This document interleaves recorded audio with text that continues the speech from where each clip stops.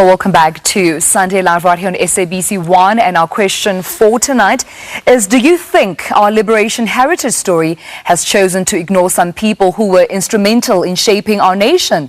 Well, I'm joined in studio by executive producer Mandy, Jacobson, and archivist director Nhlanhla Mthethwa from the African Oral History Archive. Now, to share your views, go to our Facebook page, which is Sunday Live SABC 1 on Twitter. You can also tweet me at T_Mthethwa and do hashtag Sunday Live SA, hashtag Discovering My Heritage and Rainbow Makers. And you can always SMS us on 34065. Welcome to Sunday Live. Thanks for having us. I suppose my question to you both is, has, of course, our history chosen to just ignore or deliberately omit names from our heritage, people that have been instrumental in shaping our country? Well, that's a very interesting question. But I think it's with everything else, you know. You can even base that on some of the musicians that we have in the country.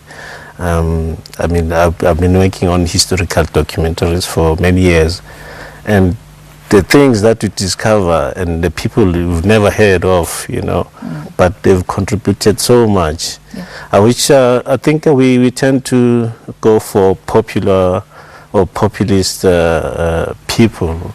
You know, it's easy, they're easy to sell, you know, rather than from a Gogo in Niger or Tutuza, who played a pivotal role as well, you know, like just like Mandela has done as well. Mandy, do you share the same sentiments? I think history is an ongoing project. Our cultural heritage is an ongoing story, and it's always going to be an ongoing story. So, as you saw with Andrew Nhlanhla's story, sometimes it's easier to go with the known stories, like the Rivonia treason trialists. And Nhlanhla was working on a story about the history of Orlando Pirates, where the very experience of the community was as important a story about the history of Orlando Pirates. So what we're trying to do is, it's a mammoth task, and we would never want to say at the African Oral History Archive, we're telling the story.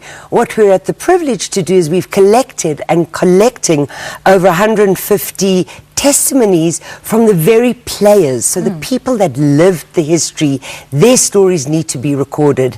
And then it's the challenge of how do you get those stories out there. Nhlanhla mentioned that popular names are easier to sell. Has our heritage come to a point whereby it's about commercial gain? Who is more popular to sell? Whose content is rather more enriching or controversial to sell? Is it what it is all about? Yeah, actually, that's true. I mean, if you've got a story about Mkhulu, who also went to Robben Island, and just to transgress, I did a project in 1997 where I went around the country interviewing or doing interviews with all the people who went to Robben Island just before the Mandela group.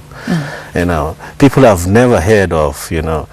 It was very enlightening for me, you know. I wish there can be a platform where we can share all those stories, you know, ordinary stories, you know.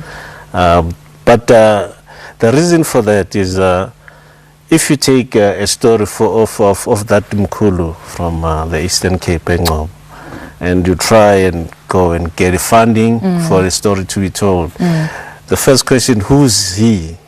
You know, so you have to do a lot to convince the people that this story is also important, you know, in the bigger picture of things, you know. It's very interesting. Let's continue our conversation after the break, where we continue, of course, with our discussion. Don't you